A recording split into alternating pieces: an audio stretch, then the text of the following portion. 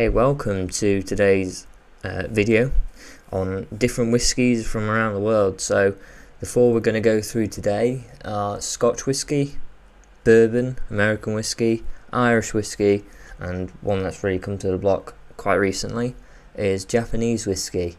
All four you can get here in the UK and should be able to get the examples in really most international markets nowadays. If you're in America, Europe, the examples you should be able to get each one.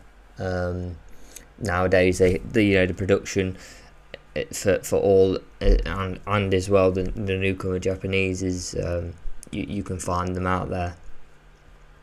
So going through the first one, Scotch, really the classic I would suggest it is that it's malt whiskey or grain whiskey.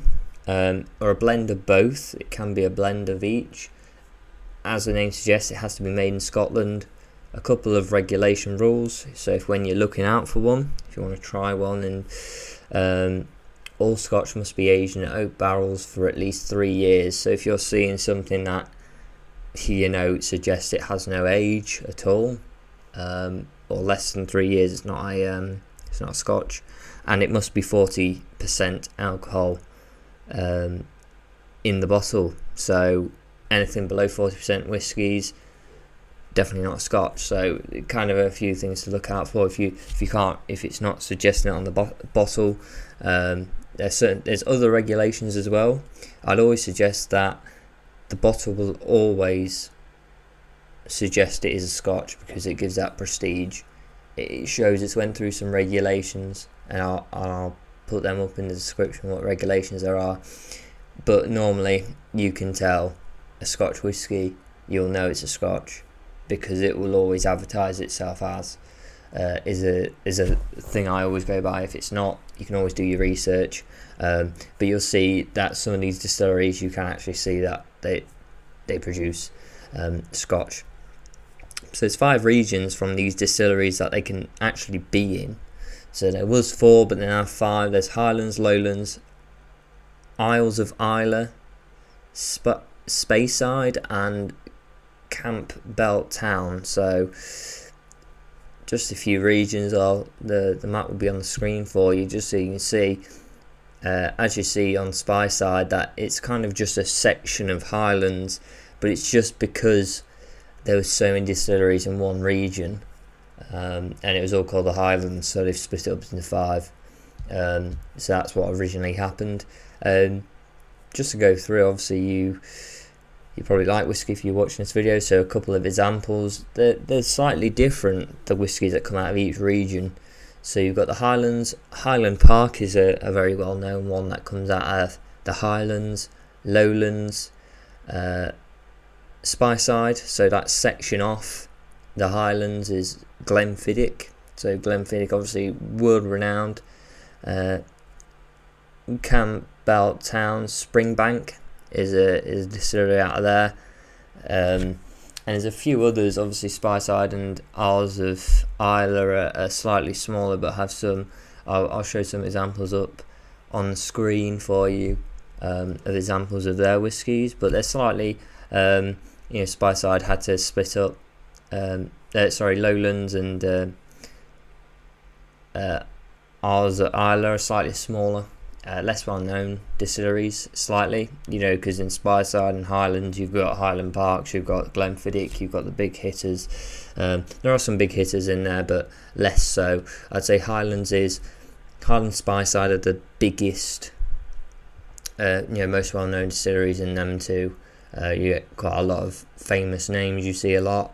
And then the others, you get some very good ones and some whiskies that are very enjoyable, but slightly smaller. And that's, obviously from the reason why it's split up into 2 regions, because there's just so many distilleries and how many there are. And just a little example, 2020, there were 134 distilleries operating in Scotland in them 5 areas. So, quite a few, large. Obviously some larger than others, Glenfiddich obviously being one of the largest. Highland Park, the larger amount they sell, the larger they're going to be. You can get out of them 134, there are going to be some smaller ones that aren't known as much. Right, so now going on to American whiskey, so bourbon. So straight off the bat, American whiskey mostly made of corn, so that slightly differentiates it to the Scotch, what it's made from. So bourbon, to be called bourbon, has to be 51% corn and must be aged in a charred oak barrel. Similarities, malt whiskey or grain whiskey for Scotch, corn for this, gives it a different flavour. I suppose quite a difference between bourbon and Scotch. A couple brands that you probably will know is Maker's Mark and Jim Beam, Jack Daniels, things like that. Really, it's one of the three kind of old school ones. Scotch, bourbon, Irish is the three you would really look at. Used a lot in cocktails, bourbons, whereas Scotch is mostly enjoyed by itself with ice. So yeah, a good starter, and it's obviously made differently. 51% corn when there's no in Scotch, corn isn't in a sense used. I think must be charred oak barrel rather than just an oak barrel, so it kind of is a bit smokier. Very characteristically, there's different. I mean, in Scotch, there's sort of differences between each region. Bourbon, from the ones I've tried, has had a similarity to it throughout. You can get quite different Scotches to each other, whereas bourbon, if you don't like one bourbon, you're going to get a similar taste. It will be slightly different, but I think it's quite similar. Anyway, getting on to Irish whiskey. So comparing Irish to Scotch, really, because it has to be made in Ireland, as bourbon has to be made in America, and Scotch has to be made in Scotland. Irish whiskey has a smoother finish to the more smoky and earthy tones you normally get from Scotch, and especially and also the smoky tones you get from bourbon. Smoother aftertaste, very nice. I find very easy to enjoy light Scotch with ice in a glass. A couple of things that it has to be. So must be made in Ireland and 3 years in a wooden cask. So similar, but as you see, there's less restrictions. So bourbon must be aged in a charred oak barrel. And Irish, it's just wooden, so it can be any oak. It doesn't have to be oak. And Scotch also aged in an oak barrel, so that's the sort of thing that there's differences with how they're made, but it does have a smoother finish, Irish, mainly I think due to the lack of the smoky tones you get from bourbon and Scotch, especially the earthy tones. Very different. The aftertaste, there's no burning on the palate with Irish. A lot of Irish whiskies, you get a very nice smooth finish, and reason why it's one of my sort of favourites, Irish. Bushmill and Jameson, two great brands. Irish is I'd say a daily drink not a daily, but a regular drink for me. Scotch, I kind of buy a nice one and kind of savour it and have one every now and again. Bourbon I would use in cocktails, so that's how it's slightly different. Irish, you can drink it quite easily on a nice day. It won't take you long. Scotch, I really take my time with it. Now getting on to the newcomer.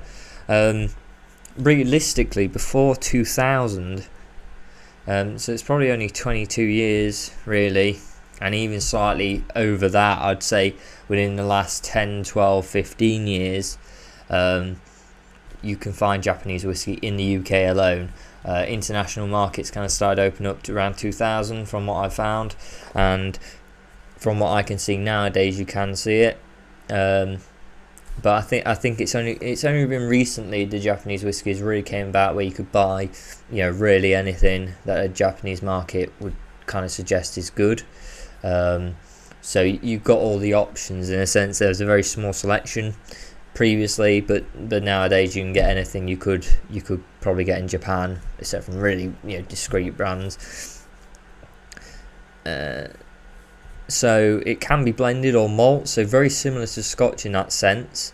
Very similar, and this is the point. They have kind of, Japanese whiskey when they first started has really basically found the Scotch making process and kind of just tried to switch it into Japanese.